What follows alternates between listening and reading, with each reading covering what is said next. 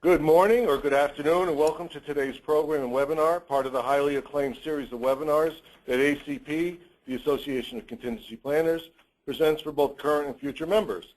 For more information about ACP, visit www.acp-international.com. My name is Ed Goldberg, and it's my pleasure to host today's ACP webinar. My thanks to Gianna Martinelli and ACP's headquarters staff at ADG in Albany, and Fred Rogers at Continuity Housing for their roles as webinar experts who work behind the scenes to ensure that these webinars happen flawlessly. ACP's webinar sponsor, Continuity Housing, guarantees pre-negotiated hotel rooms at substantial savings for the critical employees of larger and mid-sized companies in order to help prevent a business disruption in the event of a crisis. They've created a patent-pending guaranteed employee housing program which secures and protects hotel rooms for critical personnel and their families if needed, while saving companies significant expense. Continuity Housing has a 100% success record with their deployments, and each member of their team has at least 10 years experience. If you'd like information on receiving a 30-minute analysis of your current housing plan or a strategy session about how to create a housing plan, visit continuityhousing.com or leave a comment in the survey that will pop up at the end of the webinar. This and previous webinars are recorded and made available on the ACP website. Please feel free to share the link to the recordings with your peers and anyone you think who might benefit from it. You'll receive a link to the recording after the webinar via email along with additional information on the topical content.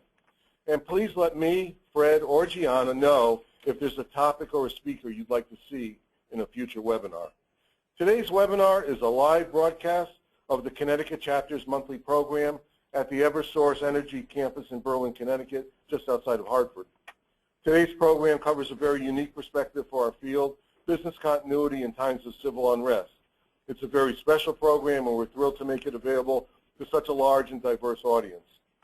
Global business leaders gathered at the World Economic Forum in Davos in 2014 predicted that bloody protests, civil unrest, and collective violence would be the most significant risks facing governments and businesses. True to their prediction, protests in Ferguson, New York, Hong Kong, and elsewhere have proved dangerous, disruptive, and challenging to civil society and business operations. An understanding of crowd psychology and crowd physics is essential to effective planning for and responding to collective actions. This 75-minute presentation will help leaders and decision makers form accurate behavioral assumptions for managing the impact of collective actions directed at their communities and organizations. Our speaker today is Steve Crimando, a clinician, educator, and behavioral science who we were honored to have back with us after a great presentation last November. Today he'll be outlining key psychological and behavioral considerations across the 4 phases of emergency management: mitigation, preparedness, response, and recovery. With over 20 years of domestic and international experience, Steve's a clinician and educator specializing in crisis intervention, disaster recovery, traumatic event response, the psychology of homeland security, human factors, and emergency management business continuity planning. He's board certified in traumatic stress, a certified trauma specialist, and certified in homeland security level 3. He earned a master's degree in clinical psychology and has dedicated his career to the human aspects of emergency planning and response. Steve has developed crisis response programs for government agencies, non-government organizations, and multinational corporations. Please join me in welcoming Steve Crimando. Thank you, Ed. Good afternoon, everybody, and thanks so much for joining me, and especially here at the Connecticut chapter for having me back again. And it's good to see some familiar faces. This topic, when we talk about group, crowd, and mob behavior, I based my idea really on 2 assumptions. We'll touch on them further in just a few moments, which is this sort of thing can happen anywhere. You can think about a town like Ferguson, of course, a large city like New York.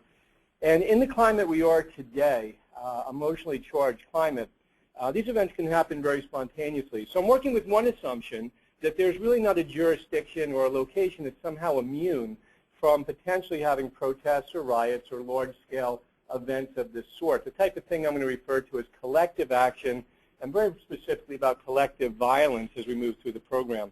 That's my first fundamental assumption. The second is that most professionals, and this is across disciplines, I speak often to law enforcement organizations, government organizations, military as well as the private sector, that most professionals across our disciplines have never had any formal classroom training in understanding group, crowd, and mob dynamics. So this is a very small part of our toolkit, but when your community is challenged by some sort of protest or civil unrest, it becomes an absolutely critical skill set. So our program today is going to move pretty quickly. Please note, and Ed, I'm having a, wherever you went, a little problem advancing the slides with our clicker.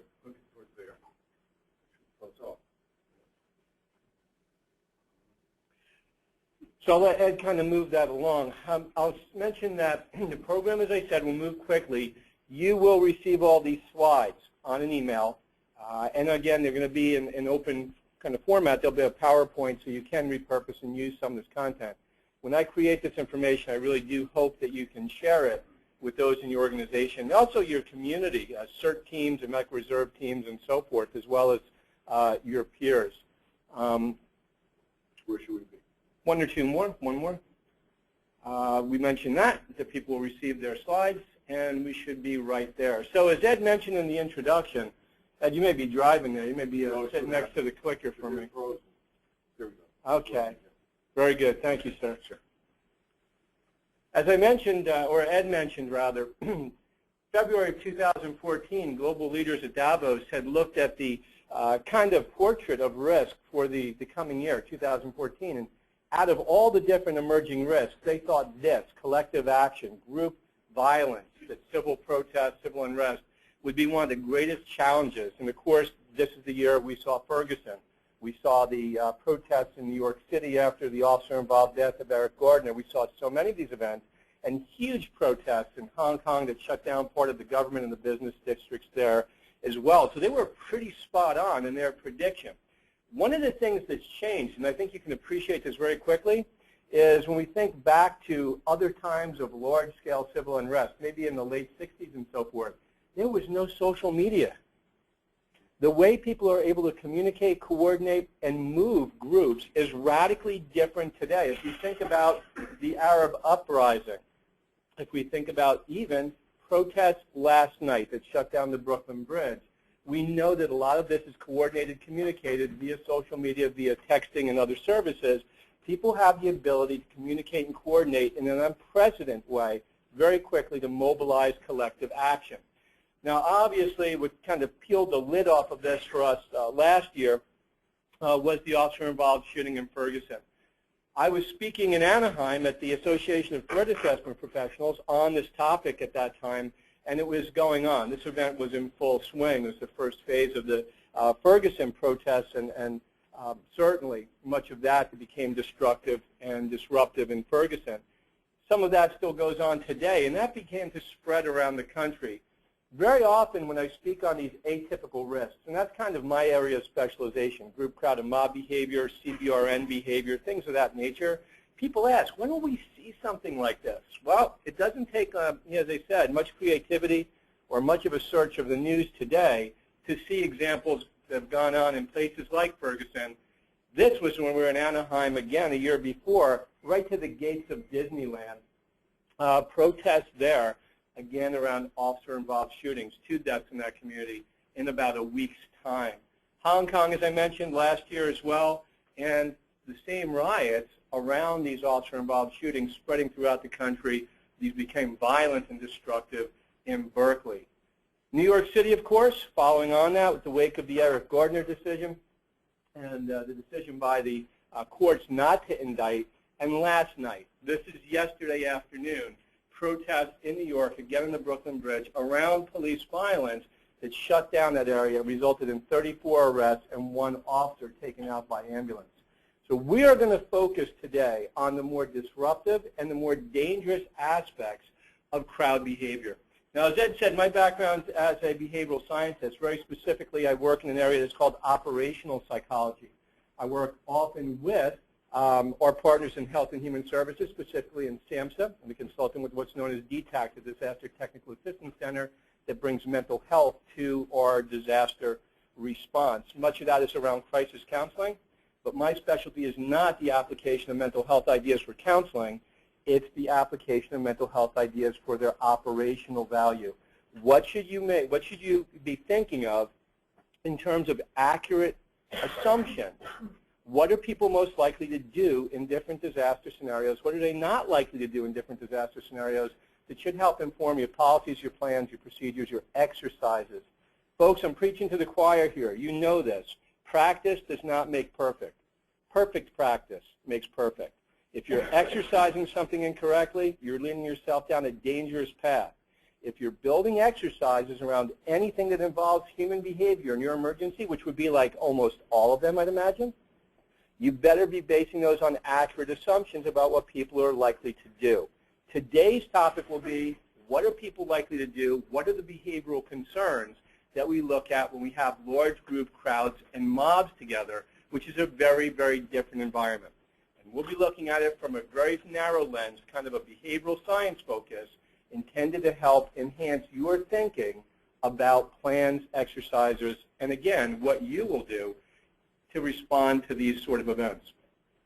This is our agenda, and this is the flow. I'd like you to think about this conceptually as a bit of a funnel, where we're starting on the wide end early this afternoon and working down and becoming more narrow and more focused.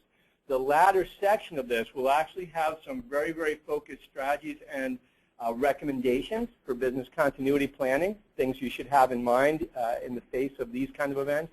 And then we're going to drill down even further to personal safety. You all, I know, are well aware of active shooter risks and the national recommendation for run, hide, fight. We give people very clear instructions what to do in a shots-fired environment should that happen in our workplace. We look at this kind of aggression and violence that may come to the workplace also in the context of potentially being a workplace violence incident, but now perpetrated by, guess what, 10,000 people protesting in the street, not by the one former disgruntled employee or someone with a chip on their shoulder towards you or your personnel. So we do want you to think about what information would you share with employees to make themselves safe in a large group or crowd scenario. And I will say to you, my bottom line recommendation, if you take nothing else out of the program today, is the very final aspect, the very final block of instruction in this personal safety area. It may be information you want to share with loved ones home tonight, because all of us have the potential to be in that shopping mall, that ball game, that theater when something goes wrong. You know, very often we talk about this in so many different circumstances. I believe that most in the audience are familiar with the term POD, P-O-D, in public health emergency planning, point of dispensing medication. I'd like you to visualize setting up your school gymnasium in your community as that pod, pushing out vaccine during a highly contagious disease outbreak, and the line of 200 or 300 of your closest friends and neighbors waiting for their vaccine. What does it do to that line when the first person turns around and yells out, hey, they're running out of medicine? Well, you can see how that's going to unfold. So we have this concern about where a large number of people could flash over into that aggressive or competitive mob in so many circumstances. As I said, the ball game, the movie theater, the shopping mall. So some of this information is actionable today. It's information I would encourage you to share with folks, how to make themselves safe if something goes wrong in a large crowd environment. So we're going to move through that funnel from the broader concepts to the very actionable ideas as we go. As I said, we're going to try to save Q&A towards the end of the program to kind of keep the flow. And as you'll see, we have an awful lot of content to share with you. I will, throughout the program, be speaking about the more adverse and, of course, the more dangerous and disruptive aspects of crowd behavior. I know, and the science in this area bears this out, that certainly the vast majority of crowds are peaceful. They're assembled for very legitimate purposes. As I said, it could be from something like a ball game to a protest, and most of them don't go wrong. But what should we know about the potential of these groups to go wrong and become dangerous and disruptive? So here, please hold on to the idea that I'm not in any way criticizing or challenging our protected rights to assemble, for free speech, and so forth. And I know, and I hope you know, that certainly not all crowds are going to be violent, but that will be our focus. My invitation to you then, as experienced business continuity planners, is the 3 A's. There will be some new information to adopt. There will be some new ideas, hopefully you have not heard before. I'm confident in that to take home. More important, though, is the adapt, is to think about what you're doing now, the plans you've written, the ways that you've put your your strategies together and hold them against some of the ideas I'm sharing in terms of the behavioral realities. What do people do? What should we expect if we do have large groups or crowds? So it's going to require perhaps some modification of your thinking, and that's the adapt. But lastly, where the rubber meets the road, it's apply. If all of this, again, is just generally interesting to you, or maybe even just mildly interesting to you, and you don't do anything with it, well, there's no true benefit out of this. So my invitation about apply is sooner rather than later. While it's on your mind, while these cases are in the news, look at your plans, especially things like your violence prevention plans, and consider, is there an aspect that talks about collective violence? Or do we only envision the one violent individual, or perhaps the one or two violent individuals? What would we do in a large group, crowd, or mob situation? Now I'm going to talk about how we've worked with some of our clients over time as well, some of their challenges with this behavior, groups, crowds, and mobs. As I said, but the program today is very much tailored for you. For the experienced business continuity planner, very often we have mixed audiences of folks who have a security focus, risk management, crisis management focus, but really the ideas are behavioral concepts intended to improve your continuity plans around this level of disruption. So as I said, the two assumptions that these are built on is that all of us potentially face this challenge. Regardless, as I said, can be in that high school gym that we stand up as a shelter or we stand up as a pod. Never mind a large civil unrest incident in your community, and that most of us probably have not had any formal classroom education. So if that is accurate, if I'm accurate in those assumptions, let this be the first. Let this be the first kind of sit-down discussion you've had of these behaviors.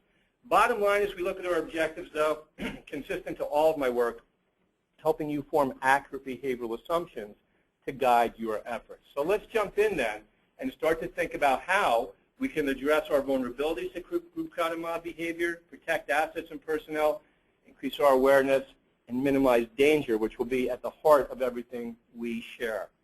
What we know from a behavioral science standpoint in emergency management is when we get this wrong, when we get the people piece of this wrong, it can render our plans ineffective, sometimes inappropriate, meaning we underreact or overreact to the circumstance, and in some ways even dangerous to our personnel, dangerous to those around us in the community.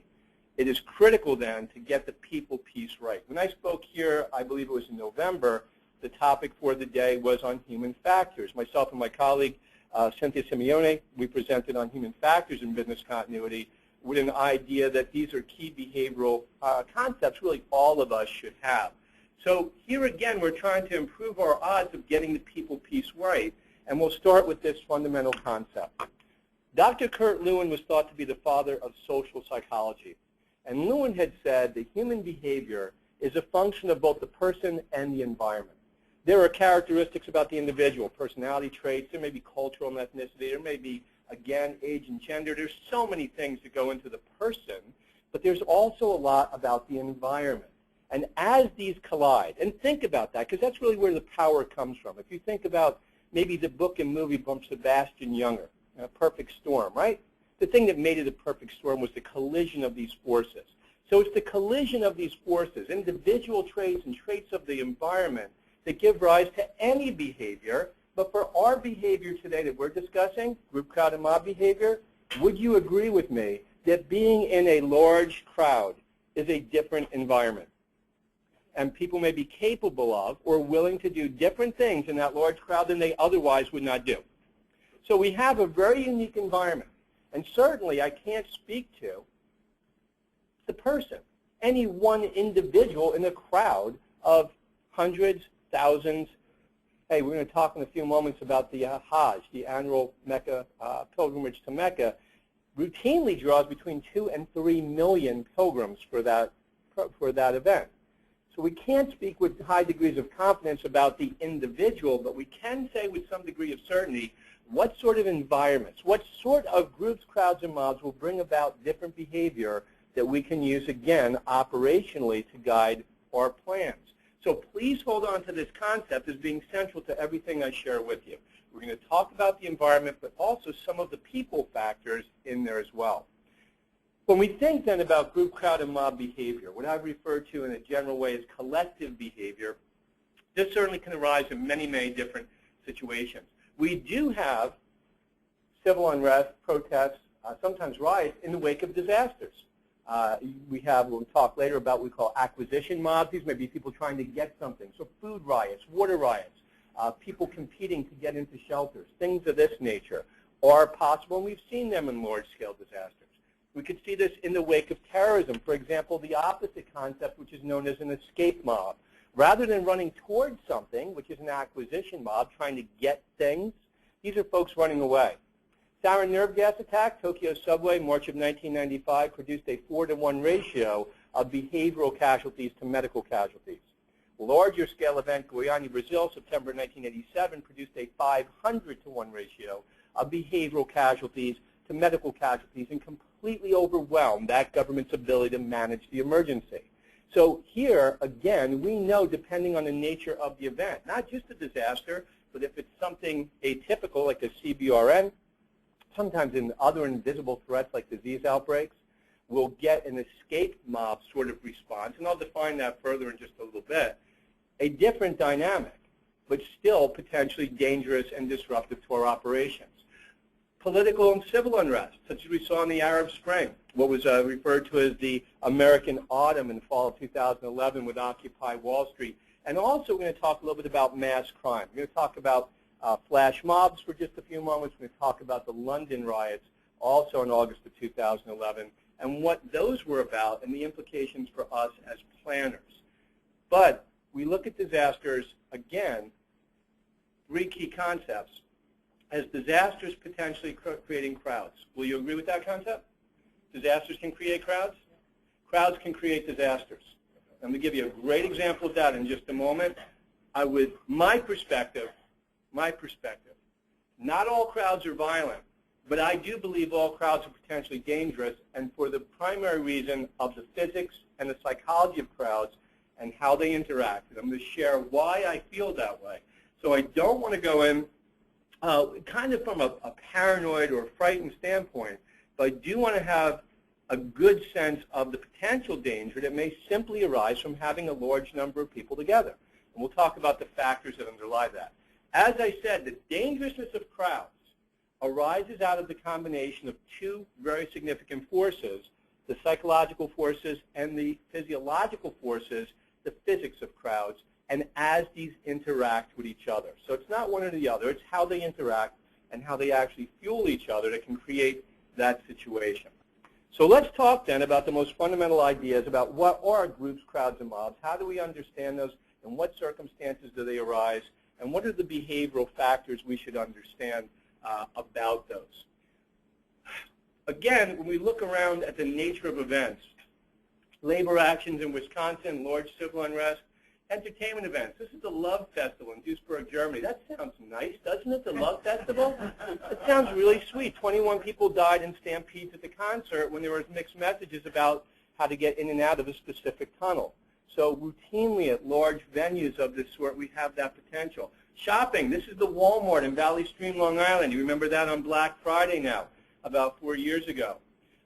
I was involved in the response to that. I got a very good look at that situation. And the thing I want you to know about that stampede and the death of that individual working at Walmart was he was not simply stampeded over.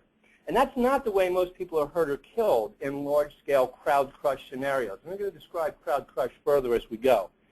But look at the front of this building. If you can see how the front door is this large kind of steel and glass structure, that was pushed in by the crowd. He was trapped underneath that, and the crowd walked over him.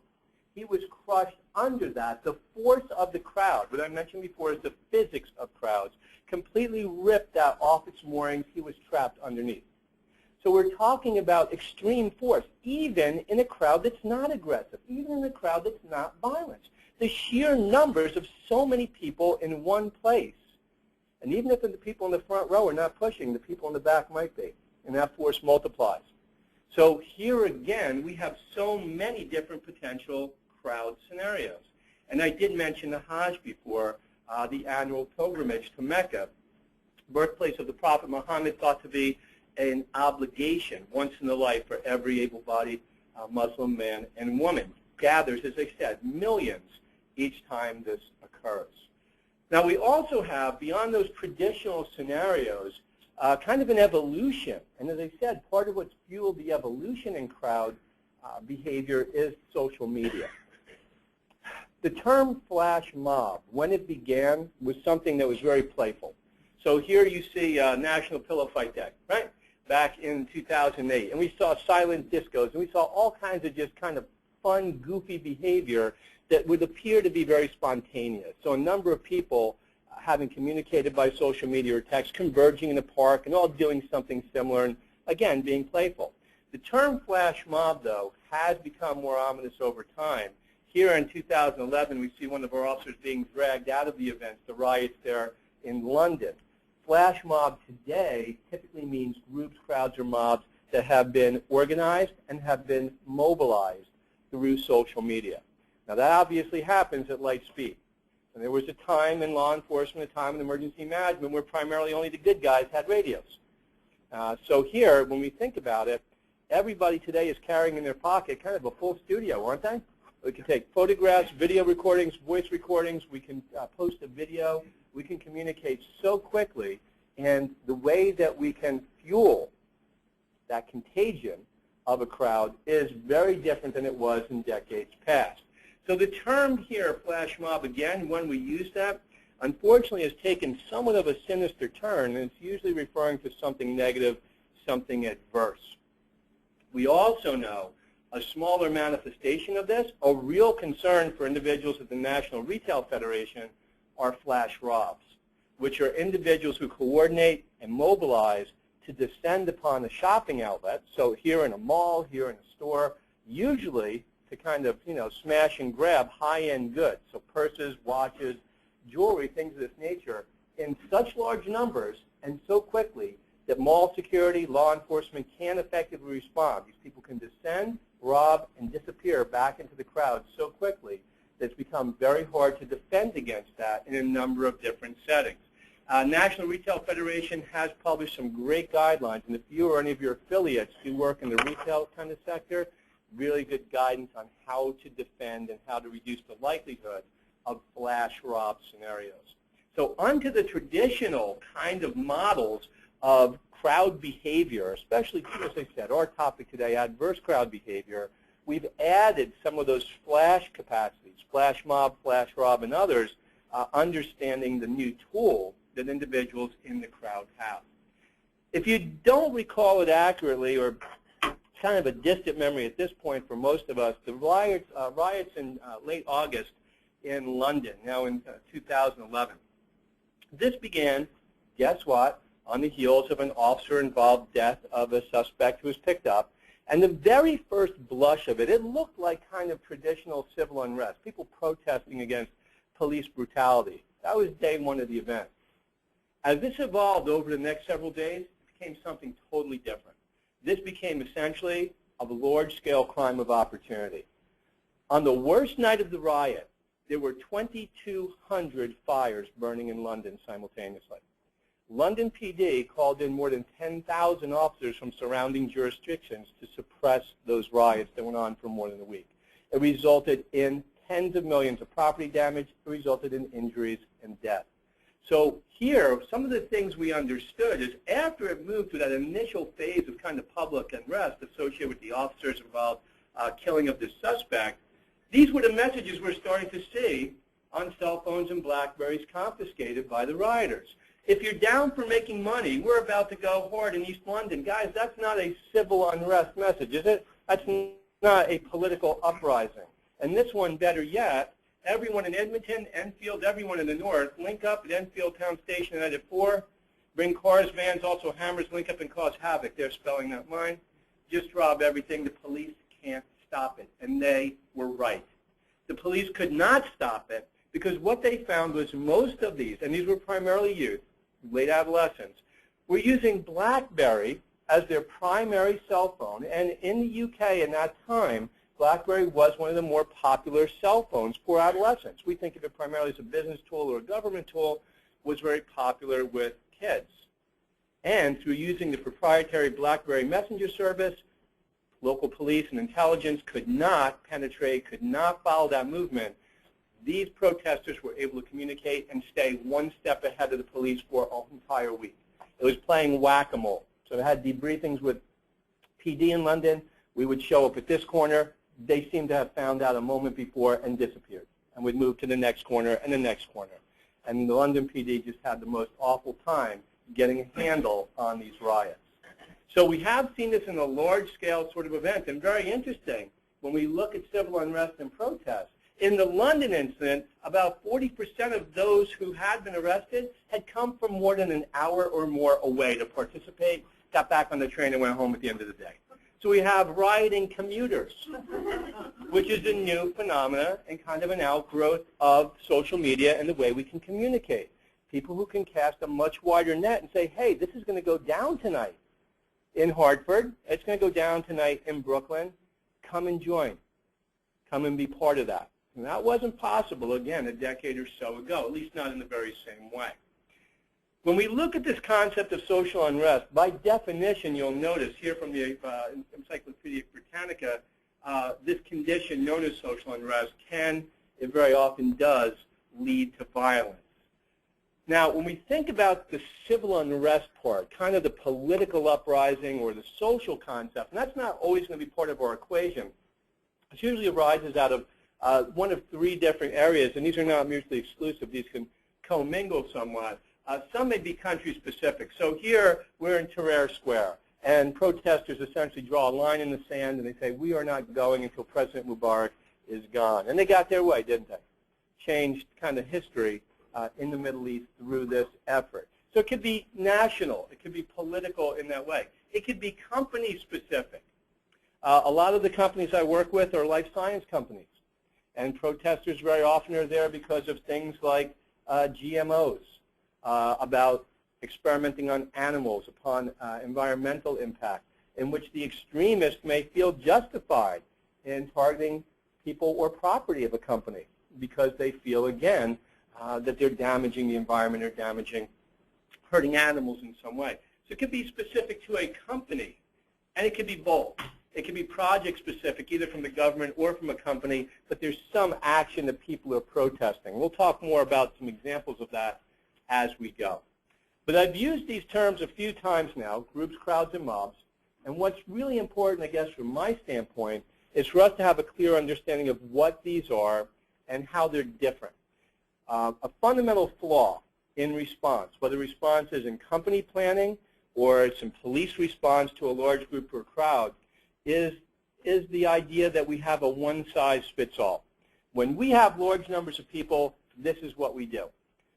I am pretty confident in the statement that if you have that one-size-fits-all, there will be many instances in which you are overreacting to the crowd and you're fueling the fire, that you will be what escalates, or our community response will be what escalates the tension and the violence potential in the crowd. There are also as many instances in which we may underreact because we're not reading the crowd right, and until it actually flashes over into a violent mob, we may not understand its violence potential. We may act too slowly to intervene and help manage that. Now, I'm using that term very specifically, manage that, because when we talk about crowd management, the first thing that typically comes to mind for people is the expression crowd control. You've all heard that, right? Crowd control is reactive. Crowd management is proactive. Crowd management means we wait to see what the crowd's doing and then we move in as a countermeasure and try to change that behavior. Crowd management is the idea that we try to anticipate the crowd behavior and do things ahead of time that may reduce the likelihood of adverse crowd behavior. So I'm using the term crowd management in a very, very specific way as we move through this section of the discussion.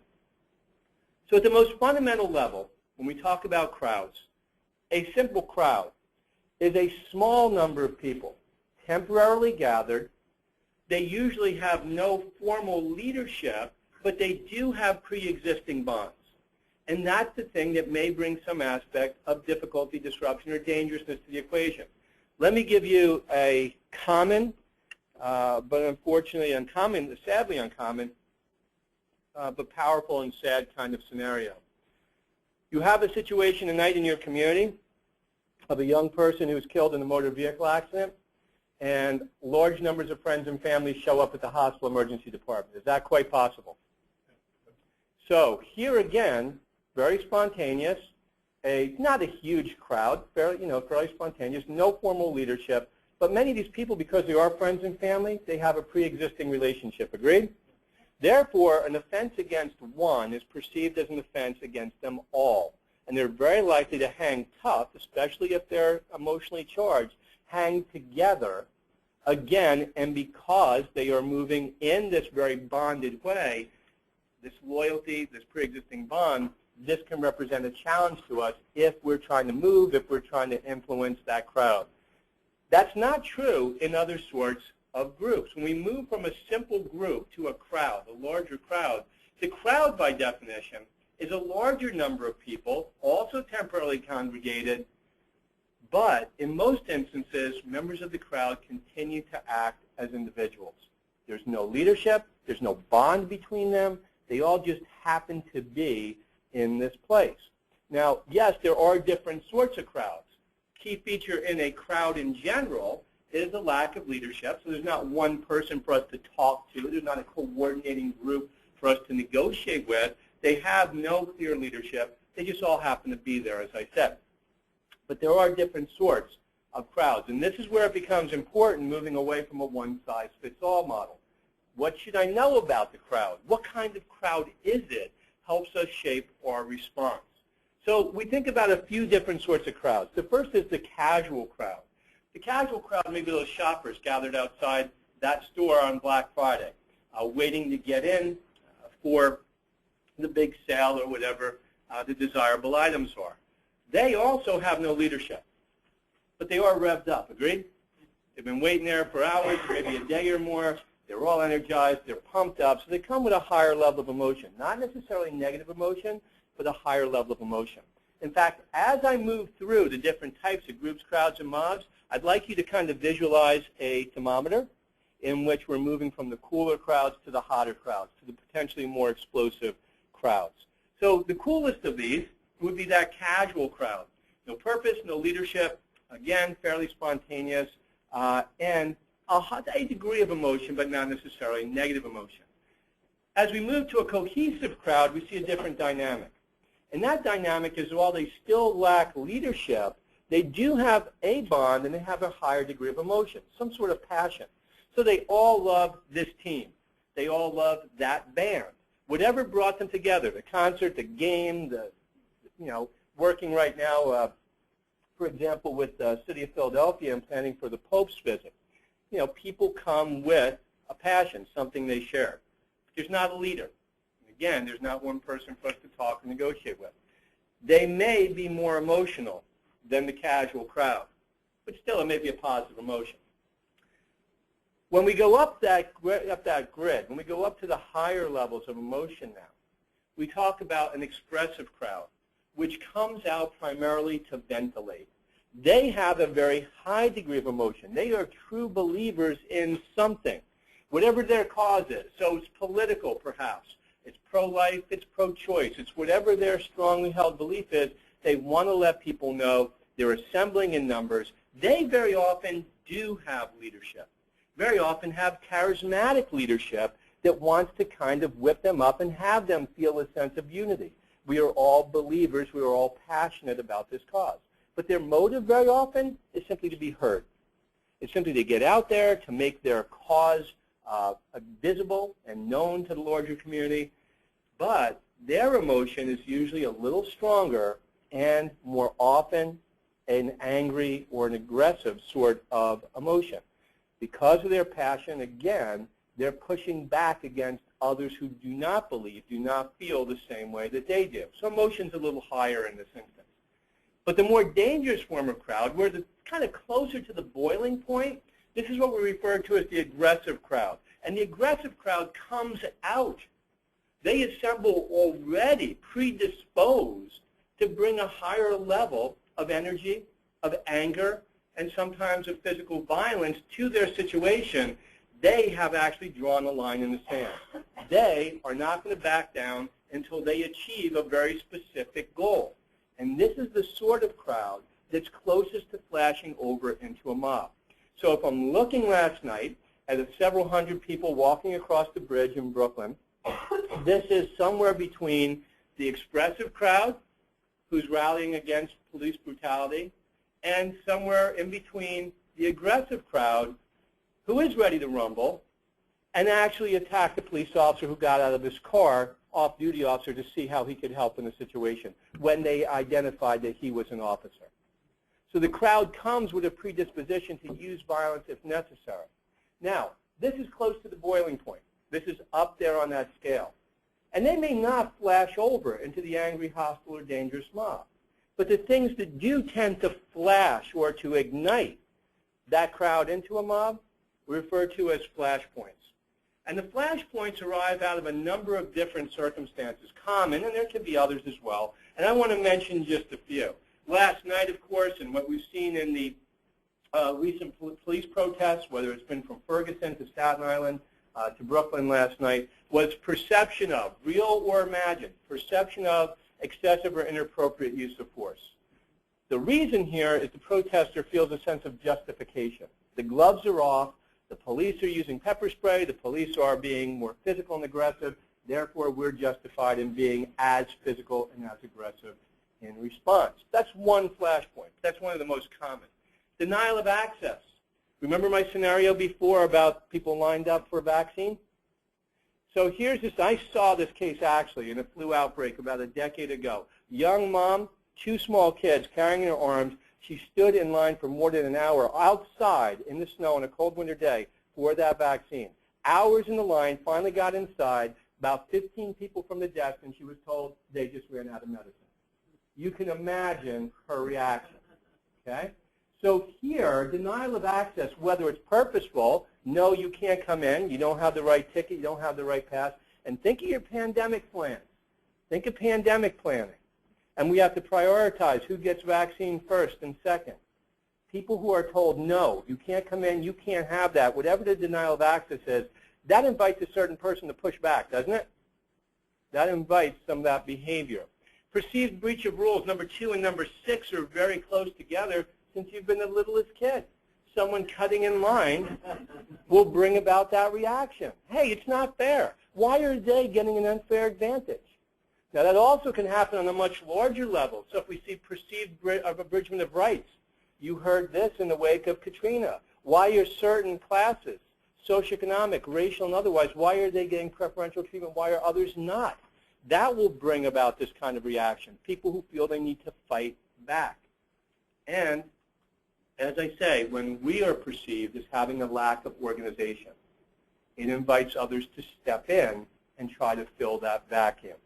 These are the common flashpoints that will transition a crowd to a mob. The mob is different. The mob now is that crowd who has lost any regard for consequences.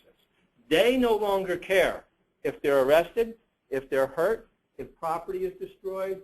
So here, that disregard, I think it was Confucius who said, beware the man who has nothing to lose. So this disregard for consequences raises the stakes. And these are folks then who are, again, instilled with an intense sense of purpose and willing to risk those, risk those consequences if things go wrong. That, again, is a basic description of the crowds, the groups, the mobs, and so forth. But there are different kinds of mobs. And I did mention a few earlier on. The first of these being the aggressive mob. That's the London riots. After the first day, when there was kind of a political motive about the officer-involved death, that just became looting and vandalism and arson and crimes of opportunity. So that became large-scale mass crime. Aggressive crowds, race riots, political riots, prison riots, all kind of fall in that category. Is different than an escape mob. Now, for folks who are with us in November, I spent a few moments talking about panic and emergencies. And I want to digress just for a moment to bring that back into our discussion. Panic is actually unlikely in most disasters. Okay? What drives panic in an emergency? 2 features: perception of limited opportunity for escape and perception of limited availability of critical supplies. So think of my mom back in line for vaccine for flu, right? Perception of limited availability of critical supplies. Let me give you one, though, that highlights perception of limited opportunity for escape. So here's a bridge in Baghdad. It's August 2005, and a huge religious pilgrimage is moving through the city of Baghdad and has to cross this one bridge, and people start bottlenecking up. They all, again, get ganged up on this bridge. And someone on the bridge thinks they see wires hanging from someone's backpack, yells out there's a suicide bomber on the bridge. In the stampede to get off the bridge, 965 people are killed. Guess what? No bomber. Just perception of limited opportunity for escape. Remember one of my early concepts? Disasters can create crowds, but crowds can create disasters. Here we have a mass casualty event, nearly 1,000 people killed, purely by human behavior, just from the stampede. There was no other hazard. Perceived limited opportunity for escape. So that brings us to our example of an escape mob. Rather than moving towards something, which is an acquisitive or an acquisition mob, which may be food, water, shelter, and the like, rather than trying to get something, they're trying to get away. Very interesting.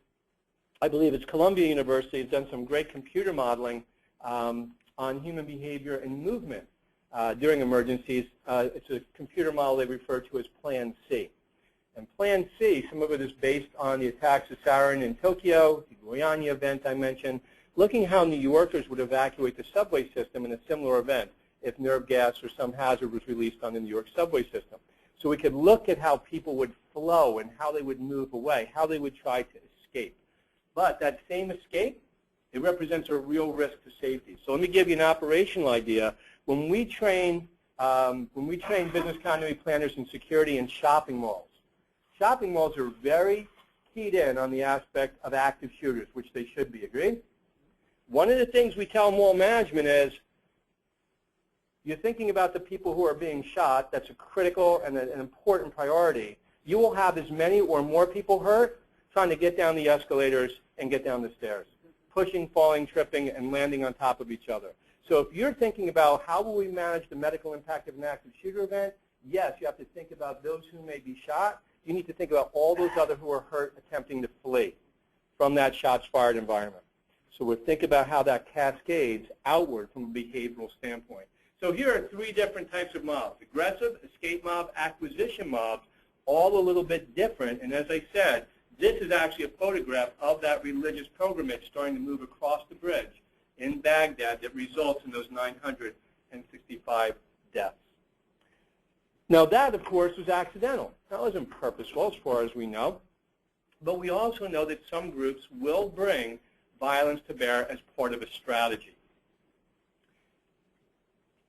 When I have an opportunity, I like to show videos about anarchist and black bloc movement. Very, very interesting dynamic that we see in some crowds, in some large protests, and I want to share just a few concepts about that. When we see crowds become or consider the use of violence, and the reason I bring up anarchists, if you're not familiar, part of the anarchist philosophy is no social change is possible without violence.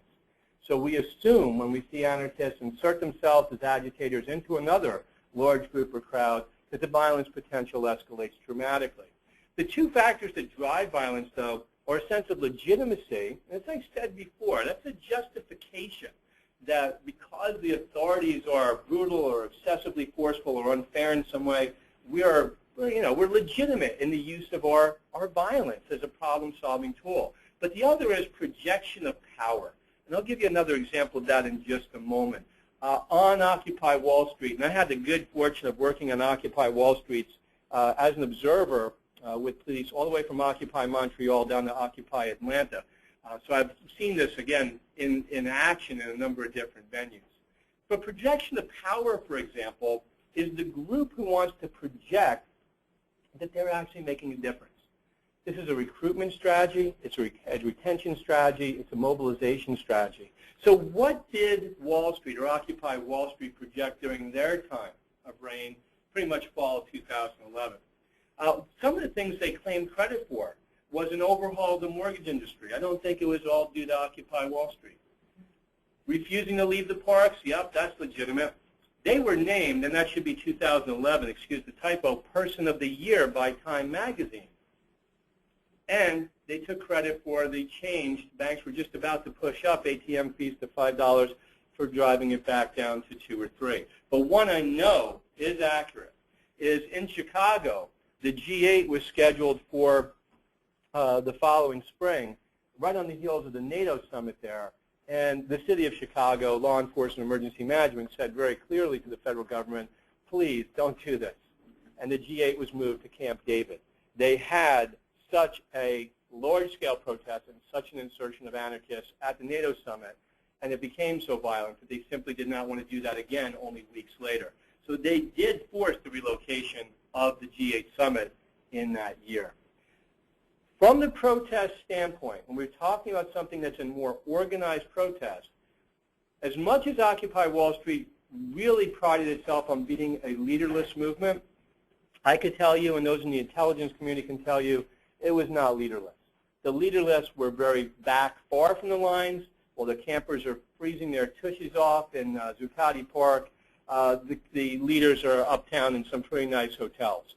But these are well-trained and well-schooled agitators who produce videos, who produce training manuals, who produce things like the Occupy Wall Street Journal once every few weeks.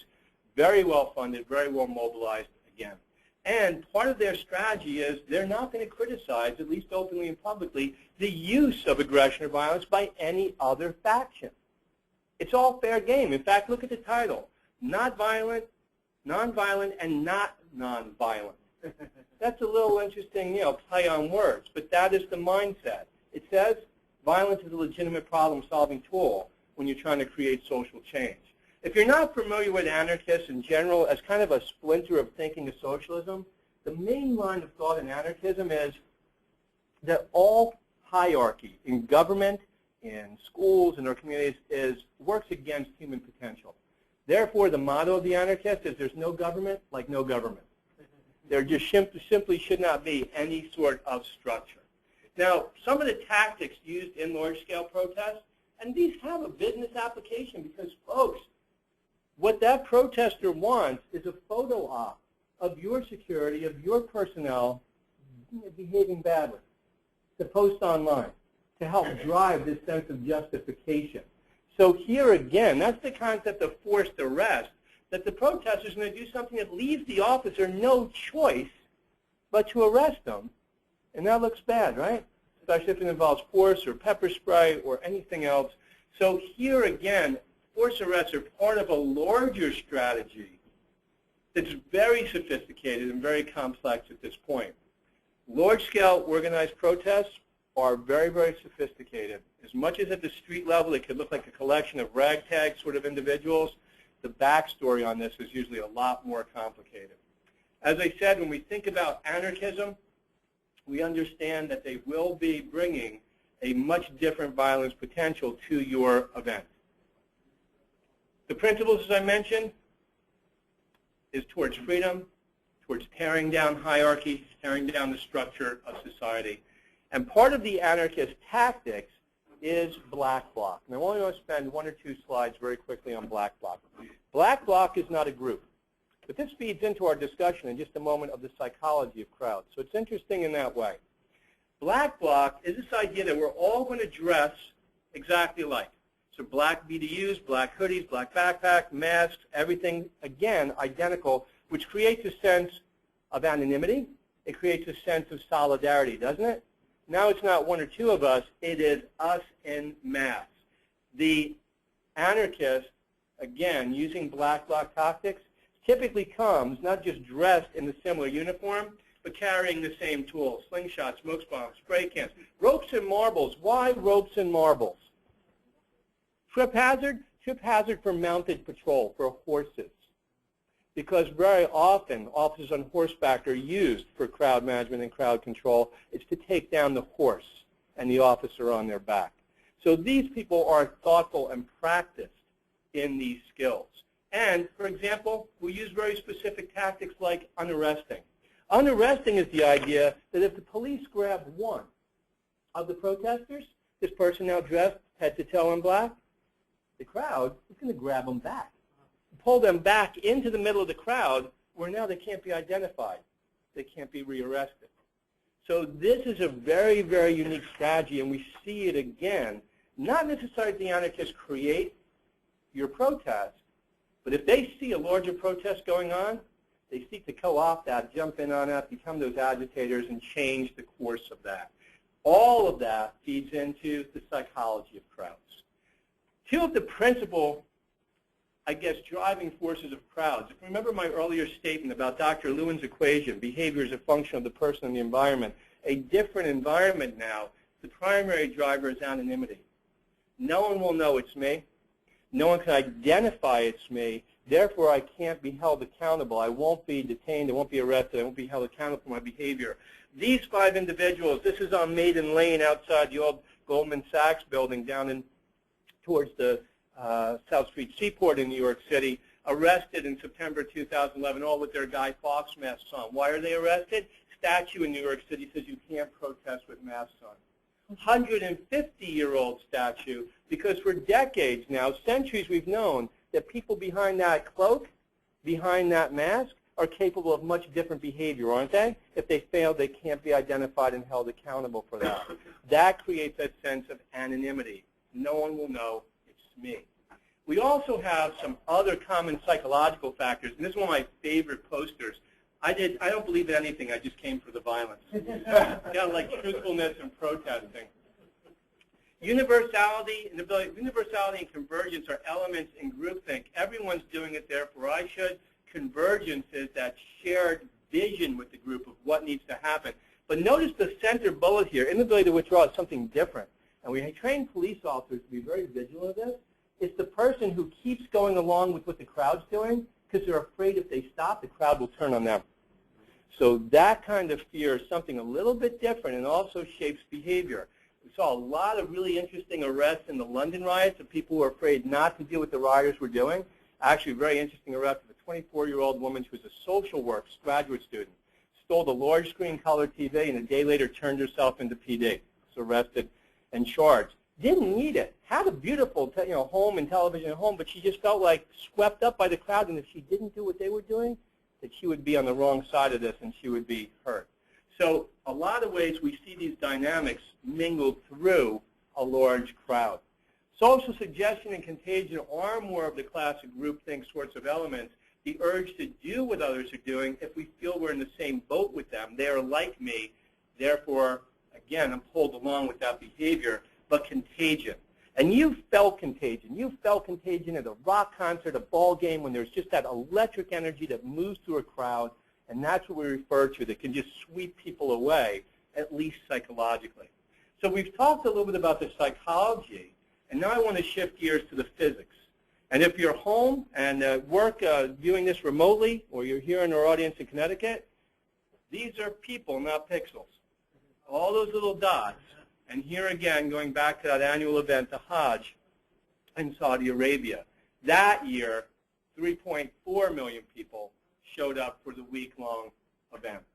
We're going to skip the video today, but again, you can see an idea of the crowd density in that situation. What you should know, when I said dangerousness arises from the combination of these two forces, the physics of crowds and the psychology of crowds, this is the danger in the physics of this, the idea of crowd crush. Now, medically, crowd crush is referred to as compressional asphyxiation. It means the person just simply can't breathe. They are just packed so tight in that crowd. These are individuals who are hurt and some who are killed in a crowd crush at a soccer match, a football game in the UK.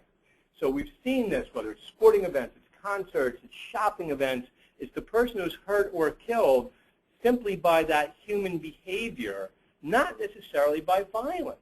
Not that anyone tried to hurt them, but the forces, the physical forces of the crowd are so great and they get away from people so quickly, they become very, very hard to contain. So here, a few things to think about. We think most people need, for safety, at least 1 square yard around them to ambulate, to respirate, to move comfortably. And as we start closing in, we compromise their safety. In fact, we think the force of 5 people surrounding and pressing in that person is probably enough to kill them. And in fact, when we see people die from crowd crush, most people die standing up. It's not it's not by stampede, it's not by trampling. Very often you hear this in the news. There was a riot at a football match in the UK today, and 12 people were hurt. They were stampeded or trampled to death. Upon autopsy, it's typically found that that person was dead before they hit the ground and then run over by the crowd as they try to flee. Most people who die in large crowds die on their feet, and very often are carried by the crowd who don't even know they're dead for a while. This can happen in minutes. You could be unconscious within 30 seconds. You could be dead on your feet in 6 minutes from that sort of compression asphyxiation. We don't even talk about the other factors like thermal insulation, the body heat from those folks, even in the winter, about other forces that come to play. 2 studies very quickly in a panic situation. We think 5 people capable of developing nearly 800 pounds of pressure. In this instance, horizontally, people who piled on top of each other, up to 900 pounds of pressure. Guys, you cannot breathe. With that weight on your chest, you cannot respirate. You will be unconscious pretty quickly. We also have seen instances, people lifted right off their feet, out of their shoes, clothing torn just by the force of the crowd. And as I said, people who can become unconscious, guess what? Medical very often, even knowing of someone who goes down, can't get to them through the crowd. Can't get to them, can't locate them, and can't extricate them from a crowd very quickly. So this becomes a very dangerous situation. So what do we do about that then? Let's turn the corner then in our thinking to 2 last elements of our presentation, which are about some business continuity concepts, some things to be thinking about. If you imagine, if something happens in your community or it's a pre-planned event, you know there's likely to be large groups or crowds. And lastly, that personal safety piece. And I have worked with clients, some of them on down in the kind of K Street area of D.C., in the kind of politically active part of town, who actually have given their employees on days of protest little wallet cards that give them guidance on what to do and not do to make themselves safe coming and going to the office and if they're out and about. So we're going to talk about some of those concepts as well. If we know, if we have any inkling that we may be facing large group or crowd activity, some things to think about. One is, again, what I mentioned, this from my perspective, and I know I have a unique bias on this, in your overall suite of different risks and hazards that you assess, if you think about, and I think this belongs with your violence prevention plans, is there mention about violence directed towards your personnel, your organization, that's coming from more than one person, that's coming from a group, or that injury may occur from simply the large number of people in and around your property in some type of protest. So how do we make sure that's woven in to your overall violence prevention, your overall safety efforts? Obviously, this is going to be an event that requires a high degree of coordination with your local first responder community. So I'm preaching to the choir here about the importance of ICS, of Incident Command System, and NIMS training, so you understand the interoperability, how to interact with the command structure, because what your organization does obviously needs to be done in concert with what the locals are doing in terms of managing and responding to this event. That includes sharing intel that you may be getting, directed at your website, directed at your personnel, that something is coming. Very often, large protests like to let you know they're coming. They want to use that kind of fear factor. They want to shape and change your behavior. So if you're getting intel, is it something you want to share with your locals? If the locals are getting intel about the possibility of crowds, very often can that be shared with us? We'll get that in New York. We'll get that from Seattle. The protesters, a number of them who are known identified agitators, are leaving tomorrow on a train, on a plane, and they're coming to New York. What's going on in New York? So here again, how do we share intelligence between public and private partners? Also providing information, as I said, and training to the workforce, whether it's that wallet card, it's on your website, it's ad hoc during a protest, about how to make themselves safe. Down in the Wall Street area, speaking before about being at the Federal Reserve, of course, when we had the events of 2011, if you were someone identified wearing an ID tag from the banks, from the stock exchange and so on, you're probably the minimum going to be spit on trying to get in and out of there. I was on the receiving end of that myself once or twice. So here again, how do we prepare our workforce? As I said, for active shooter, we teach people today how to run, hide, and fight. Is there something they should know about making themselves safe in a large, aggressive sort of crowd? Coordinate communications, obviously ours and theirs with the locals in terms of the release of information, so we're not contradicting, we're not confusing our messages about this. Think about insider threat. Think about the employee or employees who may be sympathizers with the cause.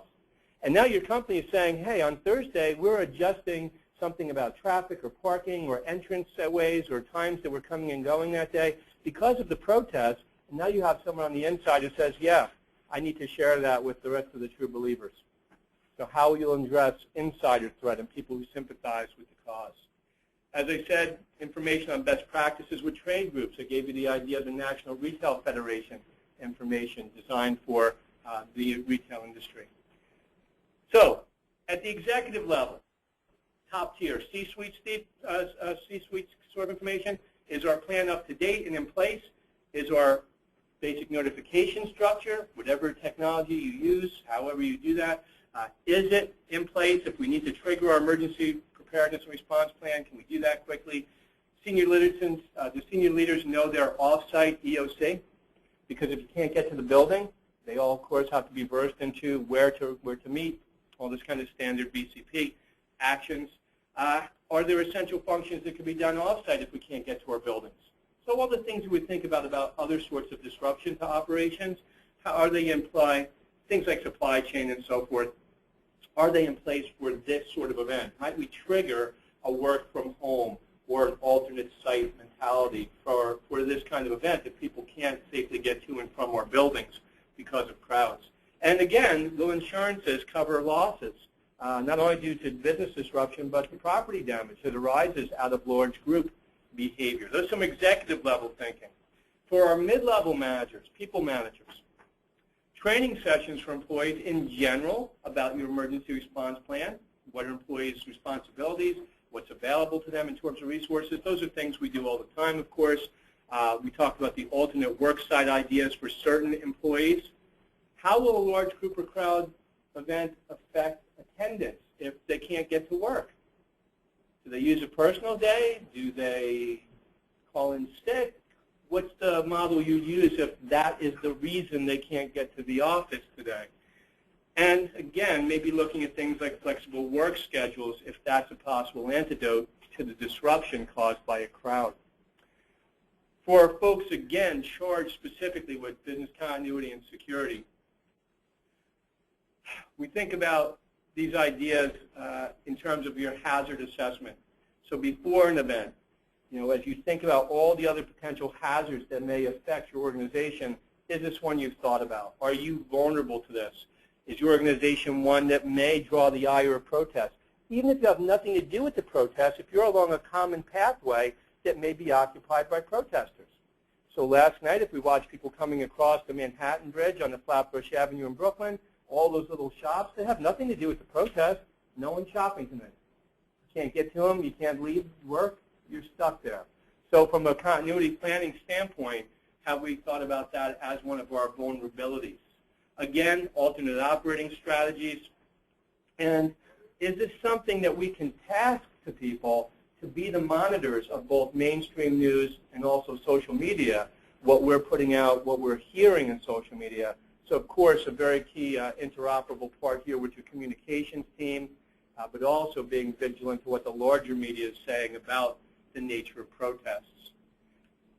You also notice here protests that may compromise the transportation system. If certain train lines, if certain routes are closed because they're anticipating protests or rallies, how will that affect your operations as well? A few others, though, in closing out this section, are coordinating, of course, with local companies and neighbors. If you're in a crowded district of town that may be affected by a protest, what are the other surrounding businesses doing? Is it something you could do together to create more of a unified strategy? You don't want to be blindsided by the other companies doing something radically different that may either increase or change the risk profile.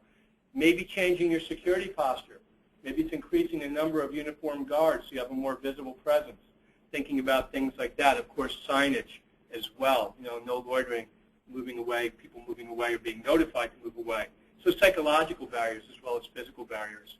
And of course, CCTV to monitor those actions, one for safety, but also defensibility of your actions if we need to go back and look at those tapes to see what your personnel did or didn't do. So we close with these ideas then, and these are the ideas I do encourage you to take home to friends and family tonight that are just about the individual safety. And some of these, as I said, just as when I work with organizations, I say, let's talk about your workplace violence plan. Tell me what you're going to do in a shot's fired. We're going to run, hide, fight. Excellent.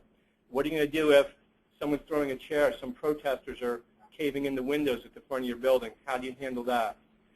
I haven't thought about that. So what are the things we need to share with employees, with the individual, to make them safe in this situation?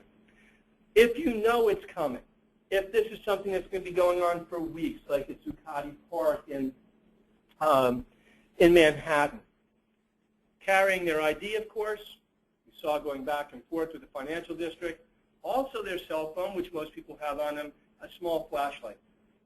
If they do need to signal, if they're pushed down in the crowd, if they're stuck out late and can't get back, there's a number of different motivations and logic to the flashlight. Comfortable shoes, they should be tie-on shoes. In a protest, in a large crowd, you're smushed in with people, the person behind you steps on the back of your foot, your shoes off, that's a problem, agreed? It's a bigger problem when the person in front of you steps back now, and they're on your toes, and they can't move either. And they're going to be, I guarantee it, a lot bigger than you are. Just the way it works. Hey, I can't move. Get off my foot. And they just can't. The shoes are likely to come off real quick if they're slip-ons, if there's something again. And coming into this season where people are wearing open-toe shoes and so forth is a risk. Watch out for anything that can be snagged in the crowd. So the tie, the lanyard, the earring, something that's long and dangly. And again, in general, your risk increases the further you are in the crowd. So try to stay out of it. There's a way to walk around the crowd. Walk around it. Don't go through it. We'll talk about what to do if you do get caught in the crowd in a moment. If you're representing that company and you're the focal point of that protest, your employees should be prepared to get some taunts. You're part of the 1%, to be spit on, to be yelled at. And remember, part of the protest mentality is to get a response out of you, to create potentially a photo opportunity, to show your company's bad behavior. Do not stand against temporary structures like a stage that may collapse. We've seen this happen. Do not stand against solid immovable objects like a wall or a door, because if the crowd crushes redirected to you, there's no give. You want to leave yourself some buffer, some space there. And if you are caught up in the crowd, you're caught dead center in this very powerful physical crowd moving. Now, guys, again, this is not just violent protest. This is ball game.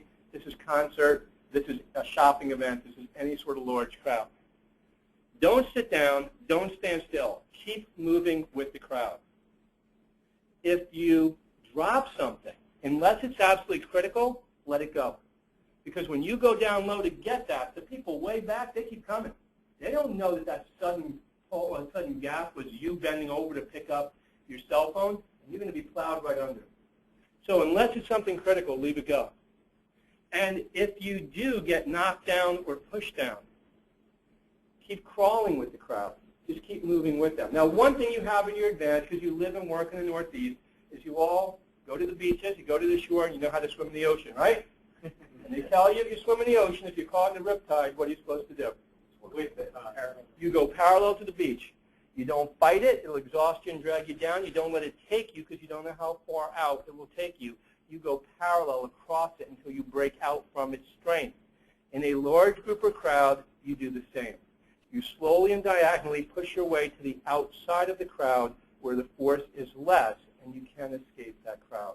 Don't fight it. Don't let them take you. Work to the side. If you're pushed down, as I said, try to get back as quick as you can, because now it's not just your toes that may be stepped on, it's your fingers. You may be pinned to the ground. Try to get up quickly. If you can't, get up. As I said, crawl. If you can't even crawl, duck and cover, curl up into a ball, protect those vital airways until you get back on your feet. In closing, as I said in my opening statement, most group and crowd scenarios are peaceful, perfectly legitimate, but simply because the presence of those psychological and those physical factors change the risk equation, this is something, especially due to the advent of social media, that we're seeing more of and has a greater potential of risk for your organization.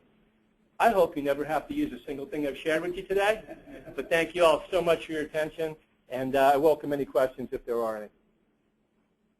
Very good. Thanks, everybody.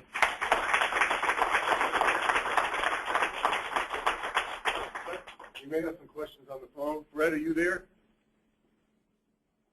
Yes, I am. Do you have questions from the virtual audience? Oh, we have one here. Yes, in Ferguson, St. Louis County government's website, denial of service attack. Do you have any guidance as far as cyber protection, storm surge, and unrest? One thing I can, the question is about, the example the gentleman gave was about a denial of service attacks on the websites of St. Louis and Ferguson government.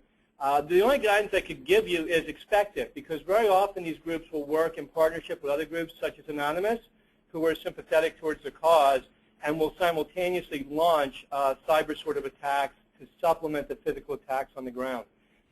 So as a way of thinking of your risks in this scenario, it is very likely that you see both physical presence and the cyber presence of the protest groups. You will all know better than I the actual cyber defenses against these attacks, but you should anticipate them. So it's a very, very legitimate question. Fred, any other questions from the remote audience? Yeah, I've got two. The first one is at sport. Good. Thanks again, everybody. Are you there? I am. What's that, Fred? We have two questions. The first one is, at sporting or entertainment events, are there any general tips for maximizing safety?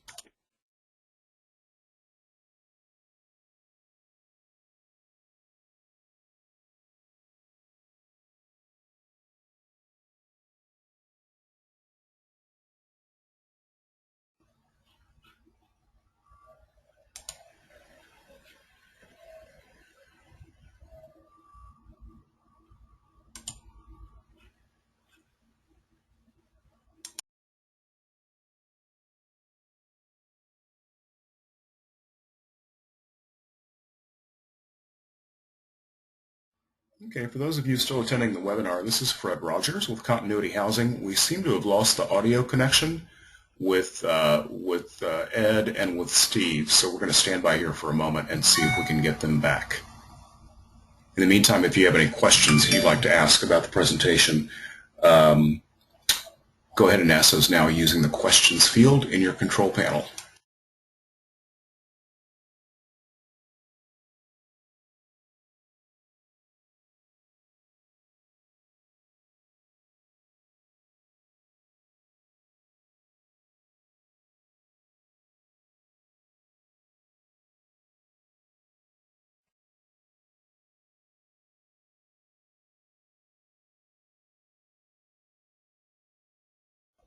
And if you'll just bear with us for one more minute, I just got a text from Ed, and they are logging back in, and they're going to get the audio reestablished. So we've got two more questions, and then we've got a short wrap-up at the end, a very short wrap-up. So we'll be done shortly, probably in the next 5 or 6 minutes.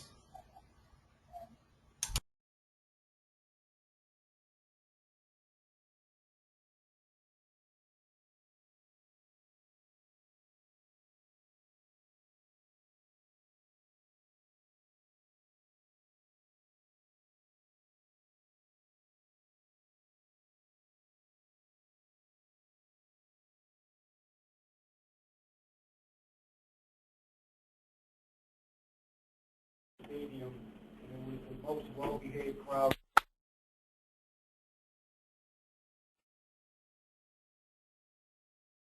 Everybody was, they Okay, we can hear you. Are you there? Yeah, we're back. Sorry. Okay, I've got actually now 3 questions. Go ahead and roll those now. The first one is from John. He wants to know, will any of the presentation material be available online? And I can answer that. Yeah, John, I will send a follow-up email out later this afternoon.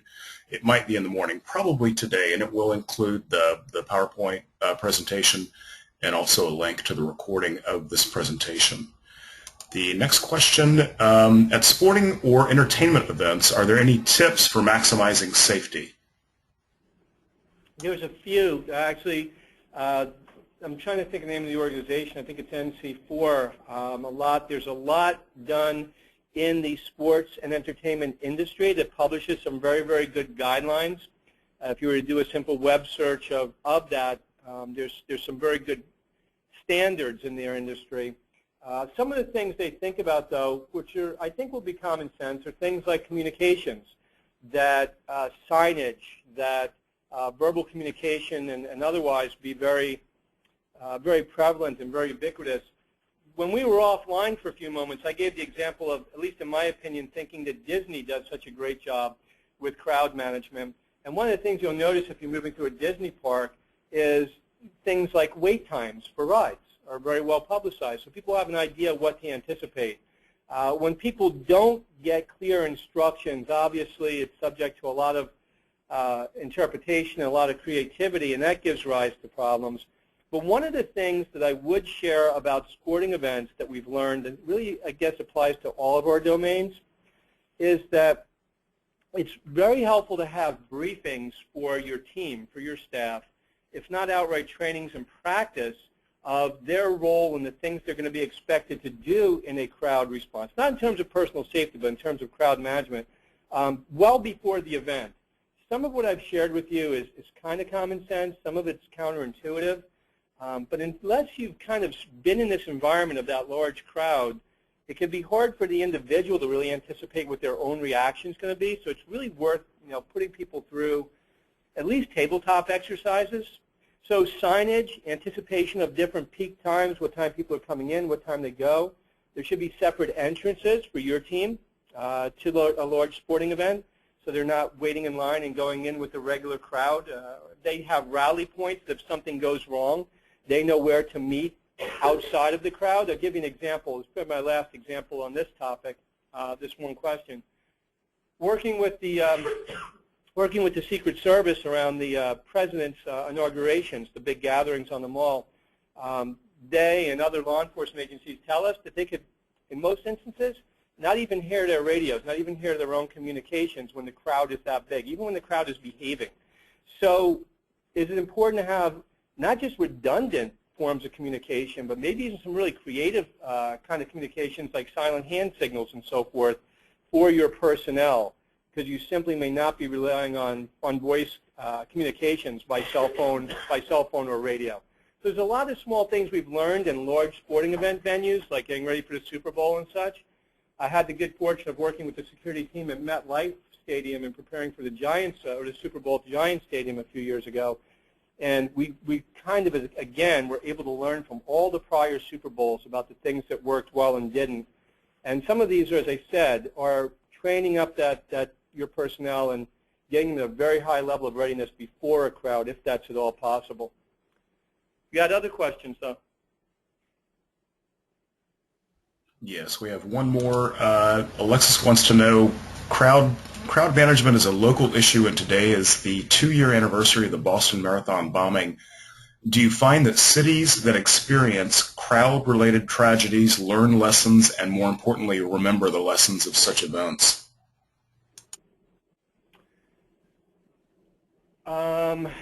I think they remember them.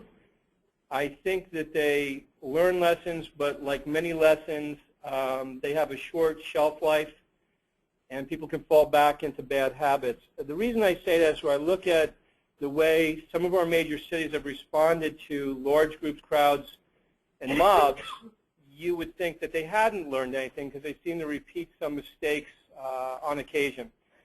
That's true of some. There's a lot of good examples of cities that have learned. New York and LA in particular have developed very sophisticated crowd management approaches, have trained personnel to be in those crowds, to know what to look for hot spots and help extinguish them early. So some of these organizations in some cities, and I was thinking about a crowd intelligence officer I worked with just a few weeks ago from Glendale, Arizona, and just how sophisticated their intelligence section has become about crowd behavior. So some jurisdictions have done a great job in learning those lessons, applying those lessons, and improving on them. But I wouldn't say that's universal. There's some folks who seem kind of destined to repeat the same mistakes. Okay. Steve, why don't you go ahead and advance to that very last slide so that they can see your information in case they want to get in touch with you.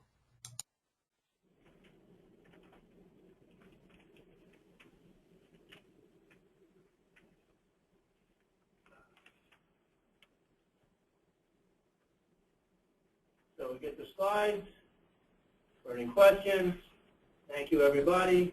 And if you need to reach me, you have that. Then they'll be on your handouts and the slides you receive as well. Thanks, everybody. Thanks for your attention.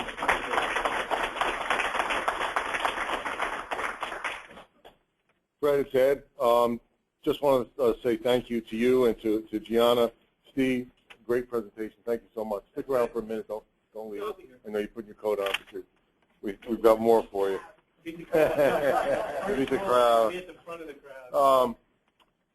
Continuity Housing, we want to thank them. They're the proud sponsors of these webinars, and this one in particular was just terrific. Please remember to visit continuityhousing.com. Leave a comment in the survey if you're interested in how they can provide your critical employees guaranteed housing when they need it most. Please do send me, Gianna, or Fred a note with any topics or speakers that you'd like to see in the future for these webinars, and be sure to watch the ACP website for future webinar information. As a reminder, this and previous webinars are recorded and made available on the website. Please feel free to share the link to the recordings with your peers and anyone you think who might benefit from it. And you'll receive a link to the recording after the webinar via email, along with additional information on the topical content. And finally, you'll get a very brief survey about this webinar when you close your browser. Please do take half a minute to answer the questions, because it really helps us refine our productions for you. Thank you and have a great day.